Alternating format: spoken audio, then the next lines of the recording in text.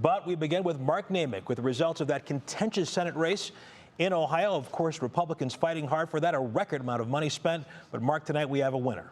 Yeah, good evening, Russ. The Republican Senate campaign has largely been about former President Donald Trump, with most candidates seeking his endorsement and pledging to push his America First agenda.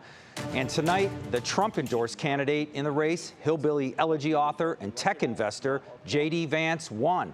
He knocked off 6 other candidates, including former State Treasurer Josh Mandel of Beechwood, who was headed to a second-place finish and whose campaign was built around the promise to be like Trump. Vance campaigned hard on cultural issues and on immigration, sometimes exaggerating the threat undocumented immigrants posed to Ohioans.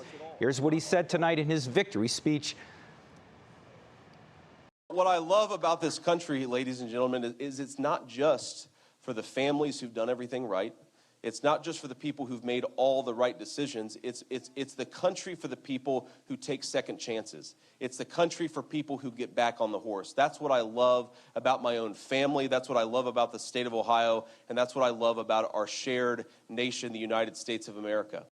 On the Democratic side, Congressman Tim Ryan of Niles easily won the primary. In an early victory speech, he stuck to the message that the race is all about workers and jobs, something he's been talking about from the beginning.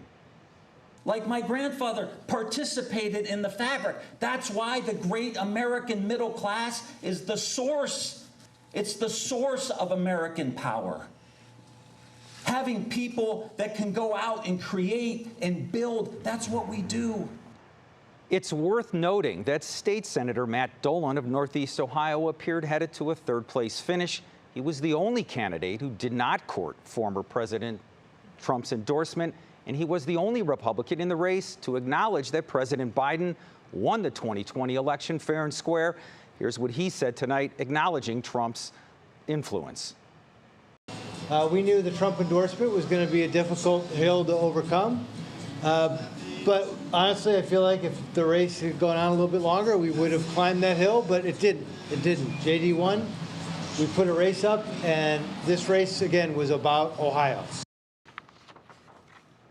And these races for the U.S. Senate is off and running, and I'm telling you, it's going to be an expensive one and a closely watched one, Russ. Yeah, expensive one. In the primary side, the Republican side, you and I talked about this, a record amount of money spent, $66 million.